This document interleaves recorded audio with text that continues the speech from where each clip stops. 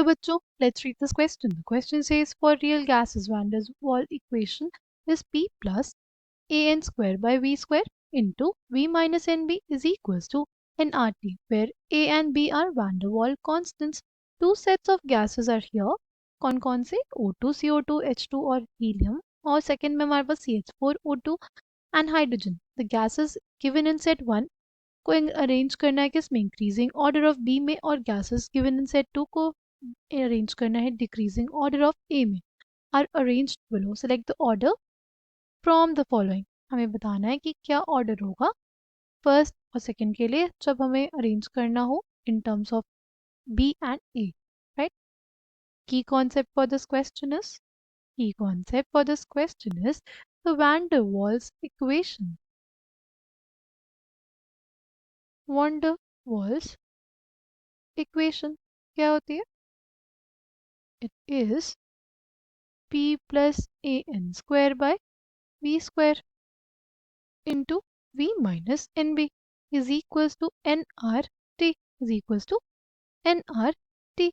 अच्छा, हमारे पास यहाँ पे दो सेट्स ऑफ गैसेस दी गई हैं, O2 CO2 H2 and helium. इनको अरेंज करना है इन terms of B, increasing order of B. पहले बात कर लेते हैं van der Waals constant B की.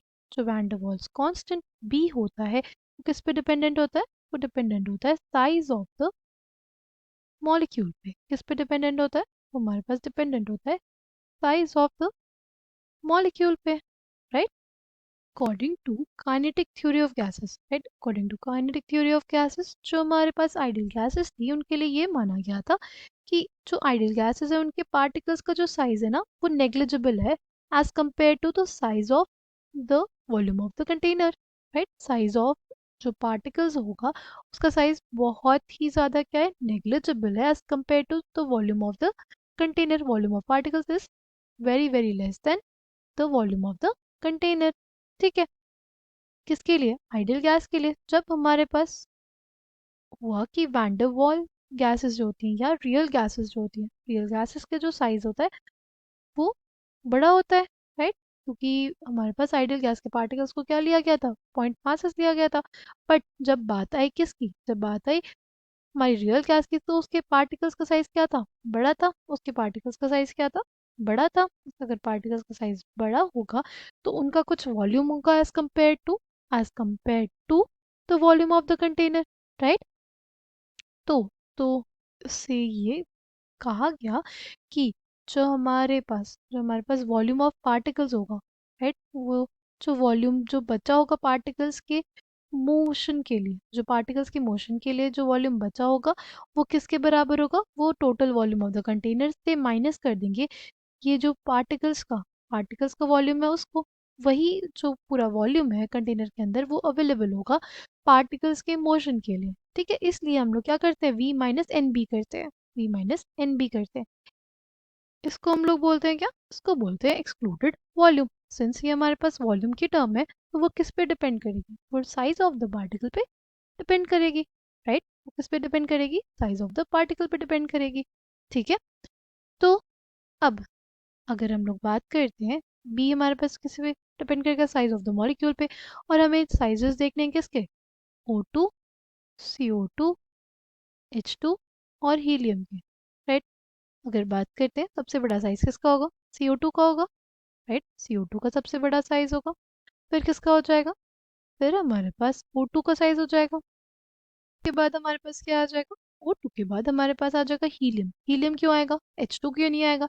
हीलियम इस वजह से आएगा क्योंकि जो हमारे पास हीलियम का वैन डर वाल रेडियस होता है उसकी वैल्यू बहुत बहुत ज़्यादा होती है. राइट. इस वजह से हमारे पास हीलियम आएगा और फिर जाके हमारे पास H2 आएगा. राइट. अगर हम लोग देखें यहाँ पे ये डायटोमिक है, उसके बाद भी इसका जो हमारे पास साइज होता है वो कम हो जाता है हीलियम के कंपैरिजन में, क्योंकि हीलियम मोनोएटॉमिक है और उसमें जो वैन डर वाल्स रेडियस होता है वो बहुत ही ज़्यादा होता है इसका. राइट. इस वजह से जो हमारे पास बी के टर्म्स में ऑर्डर आएगा वो क्या आएगा? सबसे ज़्यादा किसका? CO2 का, फिर O2 का, फिर हीलियम का और फिर H2 का.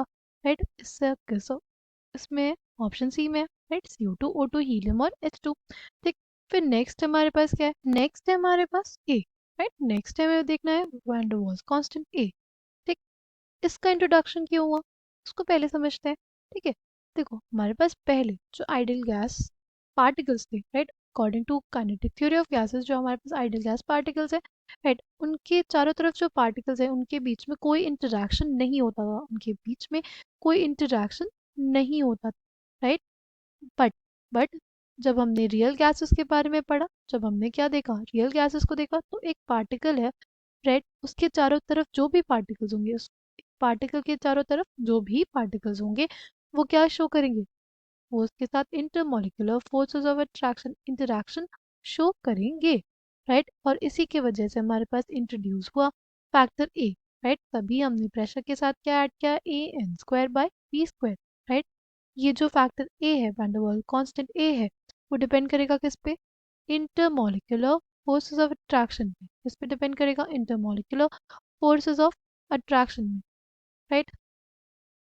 अगर इंटरमोलिकुलर फोर्स ऑफ अट्रैक्शन ज़्यादा तो हमारे पास ए की वैल्यू ज़्यादा, राइट। और अगर हम लोग बात करें इंटरमोलिकुलर फोर्स ऑफ अट्रैक्शन की, तो intermolecular force of attraction depend किस पे करता है, साइज पे, राइट।